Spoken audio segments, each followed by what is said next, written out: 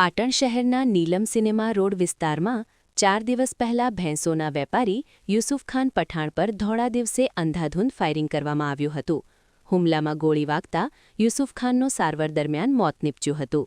ઘટનાથી સમગ્ર પાટણ શહેરમાં ભારે ચકચાર મચી હતી. તપાસ દરમિયાન સામે આવ્યું કે પાટણના બુકડી વિસ્તારમાં બાળકો વચ્ચે થયેલી નાની તકરારને લઈ મૃતક અને આરોપી ઝહીર ઉર્ફે ખોખરો બેલીમ વચ્ચે જૂની અદાવત ચાલી રહી હતી. આ જ અદાવત રાખીને આરોપીઓએ 2 દિવસ સુધી મૃતકની રેકી કરી અને પછી તક જોઈ હુમલો કર્યો હતો. ઘટનાની ગંભીરતા ધ્યાનમાં લઈ જિલ્લા પોલીસ વડાના માર્ગદર્શન હેઠળ એલસીબી, એસઓજી અને એ ડિવિઝન પોલીસની કુલ 6 ટીમો બનાવી તપાસ હાથ ધરવામાં આવી હતી. સીસીટીવી ફૂટેજ અને હ્યુમન ઇન્ટેલિજન્સના આધારે માહિતી મળી હતી કે આરોપીઓ સફેદ રંગની જાયલો ગાડીમાં પાટણ તરફ આવી રહ્યા છે. જેના આધારે પોલીસે વડુ નજીક આડાસ મૂકી ગાડી કોર્ડન કરી 4 આરોપીઓને ઝડપી પાડ્યા હતા.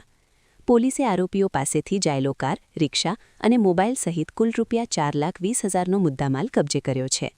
પોલીસ મુજબ મુખ્ય આરોપી ઝહીર ઉર્ફે ખોખરો સામે ગુજરાત, મહારાષ્ટ્ર અને રાજસ્થાનમાં હત્યાના પ્રયાસ, લૂંટ અને અપહરણ જેવા અનેક ગંભીર ગુનાઓ નોંધાયેલા છે. જ્યારે ઇમરાન ખાન બલોચ સામે પણ પાટણ શહેરમાં મારામારી અને જુગારધારા સહિત 7થી વધુ ગુનાઓ નોંધાયેલા છે. હાલ પોલીસ 4 આરોપીઓના રિમાન્ડ મેળવવાની કાર્યવાહી કરી રહી છે, જ્યારે આ કેસમાં સંડોવાયેલા અન્ય 2 આરોપીઓને ઝડપી પાડવા માટે પોલીસના ચક્રો ગતિમાન કરવામાં આવ્યા છે. પાટણના ધોળા દિવસે થયેલા આ મર્ડર કેસનો ભેદ ઉકેલાતા પોલીસે મોટી સફળતા મેળવી છે. જોકે હજુ પણ 2 આરોપીઓ ફરાર હોવાને કારણે પોલીસ તેમની શોધખોળમાં લાગી ગઈ છે. રિપોર્ટ અનિલ રામાનુજ, રાધનપુર, પાટણ.